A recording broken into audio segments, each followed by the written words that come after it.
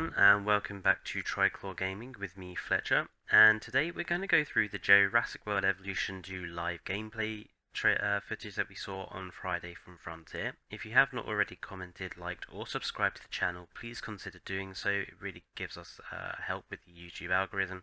And yeah, we're going to go through this at a bit of a quick pace. This isn't scripted or anything, so I'm just going to give my initial thoughts about what we saw.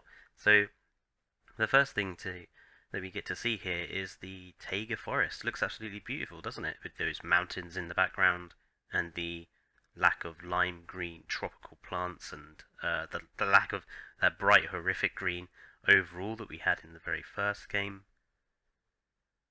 And they're using challenge mode for this development build, so we're getting to see how challenge mode is going to work as well. It's going to be pretty standard to how it was in the very base game. So let's get going then. I have basically skipped through some parts I just wanted to highlight in this video. So yeah, look how brilliant it looks. All those bright the textures to the ground especially looks amazing. And those trees as well looks really beautiful. And so we start with the park building getting going here. We got the simple arrival point, the command center there, and we got some objectives in the bottom corner. And I think that's a really great touch. It's nice to have some objectives to work towards and to know how you're going to start building the park. And I think it stops a lot of beginning game kind of problems where you start a challenge mode and then you have to restart it because you have run out of money or you've built the wrong thing too soon. It's just nice to have a sort of objective list, something to work towards. We're getting the basic buildings underway now, and we've got changes to the power system. So power is going to work in the game very differently. Instead of having small power plants to start with, you're going to have to begin with these backup generators. And these backup generators, you don't have to have pylons for. They create power in a radius around them. I really like that idea. It's going to be quite helpful, I think, to make parks without pylons, which is good for those of us who want to create a really decorative looking park in any way. And they'll also provide backup power should anything inevitably go wrong.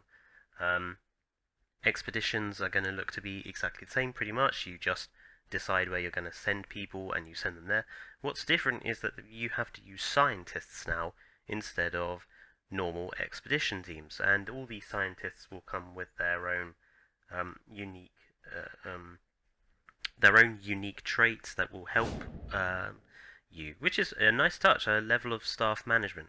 And so we see the basic buildings being produced and gotten underway. I have to say I like how all the buildings look more in scale with one another. There's not an excessively large buildings, or they all seem to fit better, which is nice because in the original game you lost so much terrain because of the building size. So we've got one of the first events coming up here now. I like the idea of these events popping up in game to just add another level of difficulty. I hope that some of these events are going to be both negative options, and you have to pick a negative just for added difficulty. And now we get to see the fossil extraction system, which is pretty much identical to the first game. The only difference is in the bottom corner you have this new hexagonal system of extraction slots, and each fossil is going to take up a different number of extraction slots. So it's not just a matter of queuing up fossils anymore. You've actually got to think about which fossils you want at which point, and obviously not fill up all of your slots with fossils that you could probably do without. It's just another level of management, which is it's always nice to see. And we have them deciding what they're going to produce here. I have to say a lot of the live stream I cut out because a lot of it was the same stuff over and over again. So you pick your scientists to extract your fossils, and obviously the traits of those particular scientists, so that genetic specialist there is obviously going to be, I think, more useful for the fossil extraction than anyone else. That's who I would pick anyway. And I love how each scientist has their own little bio as well. It's just a nice touch to make them seem a little bit more human than perhaps they would have normally been. I do apologise, by the way, if I'm talking too fast. I probably should have slowed the video down a little bit, but Oh well. Lessons learned for future non-scripted stuff. So we can now get to see the first paddock being constructed, and it's a similar system to Jurassic World Evolution 1, but the main difference is that the fencing does not appear straight away automatically. The fencing is built gradually, so we can no longer produce instant fencing to keep a escaped dinosaur enclosed, for example, which is a change to the difficulty of the game for sure. And I think it's ruined that particular tactic. Um, Something that is different here as well is you've got the fencing has a particular security level, which we'll come back to later, and we get to see the first dinosaurs being synthesized. So this is the new two-part system where you synthesize the dinosaurs genetically and incubate a clutch of eggs, and then you produce the dinosaurs from the eggs that you have. So the first stage is to modify the genetics of the creature, so he picks the Struthiomimus here, and then he will modify the genetics in this way. It looks very nice. I like how the genomes are already always there, so you're not messing around picking particular options. You just decide which ones you're going to use, and then we incubate a clutch of eggs with the scientist, and that's quite a quick process for the Struthi, at least in this development build. And then he will take that clutch of eggs and decide which ones he's going to keep. There we go, he's selecting the eggs. So out of 7 eggs, he's only got 3, and each of these 3 eggs here have their own unique traits, which is a nice touch, I think. I'm hoping that the traits are not always going to be all positive and all beneficial. I'm hoping at some point we are going to have dinosaurs with negative traits just for added difficulty. But it's a nice touch to have dinosaurs with a bit of individuality to them, where you're not just producing a blank robotic dinosaur time after time. And it also makes producing those social dinosaurs easier, so we can produce lots of eggs and get those social dinosaurs out instantly happy, as opposed to them rampaging because they were lonely and you were stuck waiting for your next Parasaurolophus, for example, or your next Maiasaura to produce, or your next Pentaceratops. Pentaceratops was also guilty of being quite socially lonely all of the time, and it was really quite annoying. And so we get to see the Struthiomimus finally released. I'm glad the Struthiomimus is coming back, even if it doesn't perhaps look as decoratively nice in terms of skin as it is in the base game, Jurassic World Evolution 1 even. But look at it, it's a nice looking Struthiomimus. And so we get to see here the new territory system that's going to be in action. So they're currently exploring the habitat, and then they are going to pull out or pan out the camera and you'll see the new territory system in action. I think it's a nice touch, and it's going to change how people like me, because I'm a big fan of multiple herbivores in different enclosures, so this is definitely going to change how that works. And you can see here the modifying of the terrain inside that territory in order to provide for the Struthiomimus' requirements. Gotta love those brushes again. It's nice to see them come back with more variability. Although I do hope that we're going to get some trees as sort of singular items for decoration, as opposed to just using the tree brush again. Because I miss my tree-lined avenues and tree-lining the paths and such. So I hope we get some of that, just for a bit of added control. But yeah, looks nice. And then we get to see the park being more heavily constructed. Again, I like that the viewing gallery is smaller and everything is in more of a scale. There's no huge buildings, and then you're not going to be wasting space. Everything just looks better in this game, which again, it just shows that they've really worked on that and correcting some of the problems that the first game definitely had. So here, this is the only system I'm so far a little bit iffy on, with the way the whole skin and pattern system is going to work. So in this development build, they didn't really show off many skins and many patterns and how it works. I think they're waiting for more of it. I'm hoping that in the actual game, it's a bit more complex than just red, grey, or beige with no real patterning to it. We get to see some more Struthiomimus being produced here. Again, lots of positive traits that he's going to decide whether he wants to keep or not. Extended lifespans here, or more resilient to disease. All good stuff. So here is the new staff unrest system. So basically, if you overwork staff, they're going to sabotage your park and basically get annoyed with you and go and rebel, basically, which I'm not sure is a good idea if you're in a dinosaur park. But so basically, if they're overworked, their unrest bar goes up and there's a greater chance of sabotage. So in order to prevent that, you have to go and produce the staff center, which he's doing here. It's a very nice looking building. Once you have a staff center, you can send your scientists off to rest. Bit annoyed it cost $30,000 to go and rest the scientist. Why can't they just walk down the path and go into the staff room? But that's that. And this is the new delete brush tool, and this is a really good quality of life feature. I'm more excited about this than probably I am some of the dinosaurs. It just makes demolishing stuff so much easier, especially if you want to create really nice looking parks. You're not having to mess around with the deletion system. And again, as part of that, you can also move the existing buildings that you already have there, which again is a really nice touch.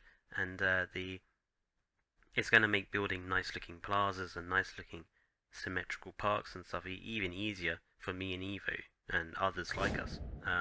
So here we have the how the fence system is going to work. So the fence here has a security rating of 3, and the dinosaur has a security rating of 1. And basically what this means is that Struthiomimus will never be able to escape out of that fence. All it will do is injure itself. And this is really good. It means that now the fences actually have a purpose. The security rating matters, and you have to pick the right fence for the right dinosaur. And if you pick the right fence, you'll never have a massive problem with it. These new charts I really like, just gives us a bit more management to the game. And then we get to see the small hotel there. I really like how we have the small hotels as opposed to the large ones only, and I really love how it's got the pool on the roof.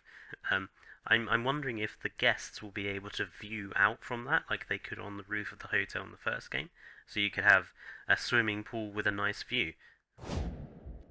So here we get to see some more of the clutch egg system. We've got Coelophysis with negative traits, and he's basically going to ignore those and only produce the ones with positive traits.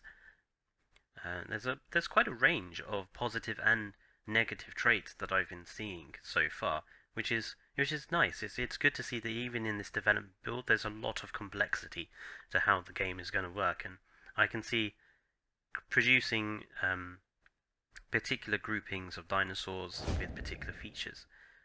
I still think it's funny that we have to move these quite small Coelophysis with a really big helicopter, and that there's no better way of doing that. But I'm prepared to give that the benefit of the doubt that this is a development build. But look at them all queuing up there just to pick up a Coelophysis. It's quite funny. And this one as well is another funny thing, that a handler gets injured. Do you pay them compensation, or do you do nothing because they knew the risks? I'd totally go with do nothing, they knew the risks. I'm gonna rule my park with an iron fist.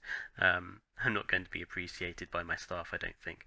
So here we start with the amenity constructing and deciding what you're going to have inside of the amenity. So he's configured it to sell donuts, and then he's picking what displays and what added features he's going to have for the park, for the amenity, so that he attracts a particular type of guest, which is what they've already said the system was going to be like. I hope that these eventually in the future alter the way the building looks ever so slightly, even if it's just maybe something to do with decoration or something you have on the roof or something like that. Just a little indication of what you've already got inside the building from outside, it would be quite nice. So he's picked the fossil display, the fountain, and I think he's deciding on. I think he's going to pick the ice cream machine next, just to have that. And then we get to see the building modification system in action, and this is probably another thing I'm really excited about. Just how much variation we've got here with how the buildings are going to look. I love that Jurassic Park era sort of style there, and being able to change where the entrance goes and everything else. It's just so much. It's a really simple way of doing it, but it works really, really well. I love that thatched roof thing as well we get from the Jurassic Park era, and deciding what decorations we have on the outside and everything else. And then we get to decide what the color scheme is going to be. And this again is a really nice, simple way of doing it, but a nice touch. Picking from a color swatch or picking from the spectrum of color, so you can have it precisely what you want. And I can't wait to produce themed areas around the colors of Triclaw Gaming or the colors of the movie franchise. It's just fantastic. And yeah, we can create properly themed areas at last with our buildings.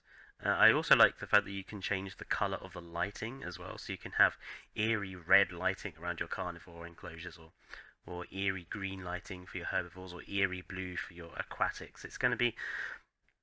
I'm looking forward to seeing what Evo does with this. I'm really looking forward to seeing her themed areas. I think she's going to really make good use of this system. It's going to be good to see.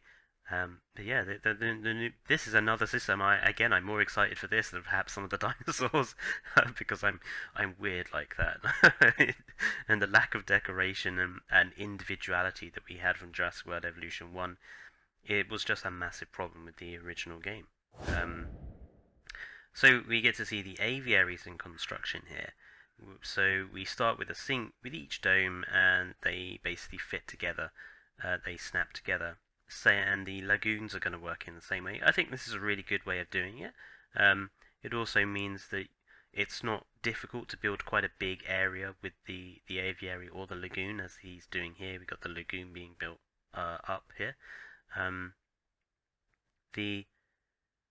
I think they look a bit weird at the moment when they just sit there while they're building and nothing is going on around them construction-wise like the other buildings.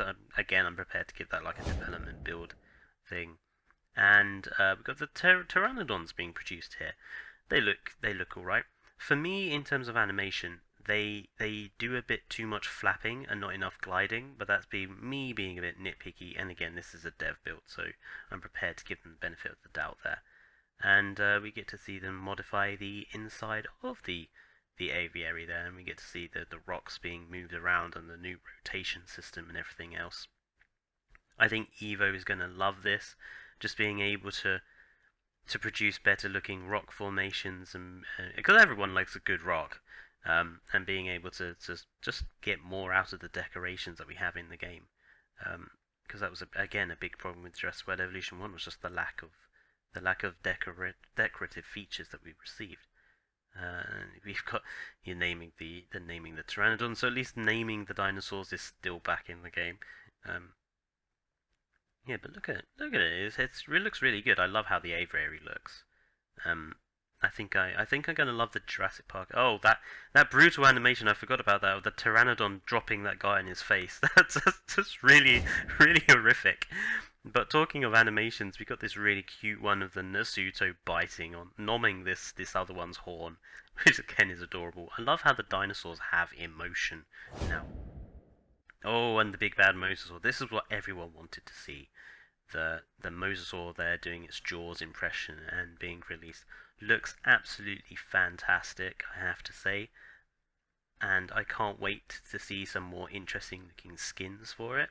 And more aquatic dinosaurs. I'm still holding out hopes for Liopleurodon. I want my Liopleurodon, and I want to see the Mosasaurus and Liopleurodon fight, and the Liopleurodon will win. And again, this is a bit gimmicky, but I love it as well, how you can put the viewing galleries for the lagoons lower than the actual... so they can look through the glass. And then we have the finish at the very end with this flurry, with the mosasaur jumping out of the water and nomming on the shark, which is again something everyone wanted to see. Looks fantastic, and I hope that more aquatic animals will be able to do this and not just the mosasaur. But there we go, Noms grabs it.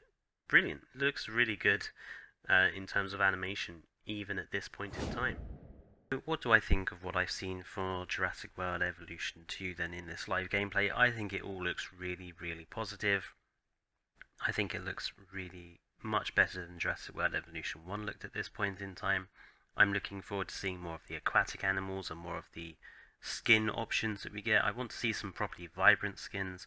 But in general, I think it looks absolutely fantastic. I'm a lot more excited for the game than I was at any other point in the last couple of months. I won't be pre-ordering it yet. For me, I want to see some more of the species that we get in-game, and I want to see some more of the decorations. I basically want to see more before I pre-order. If I do, but regardless of whether I pre-order or not, I'm going to get the Deluxe Edition. I love how the Attenborosaurus looks so far, so I'll be grabbing that Deluxe Edition, and I'm going to enjoy, I think, reading up and watching more on this game as the next couple of months develops. So they've got quite a lot of time, and that dev build already looked great, so who knows what it's going to look like when it's completely fully finished. But yeah, let me know in the comments what you think about Jurassic World Evolution 2 so far. And if you have not already liked, commented, or subscribed to the channel, please consider doing so. It really helps us grow, and we do want to try to use Jurassic World Evolution 2 a bit to get the channel numbers up a bit more. So do consider giving us a subscribe. It really does help. And yeah, I will see you in the next video. If you're watching this on the day it releases, I will see you later on in the stream. And if you're watching this afterwards, go and check out that VOD, as we're going to be playing Prehistoric Kingdom and discussing more about Jurassic World Evolution 2. But until next time, folks, I'll see you later. Goodbye.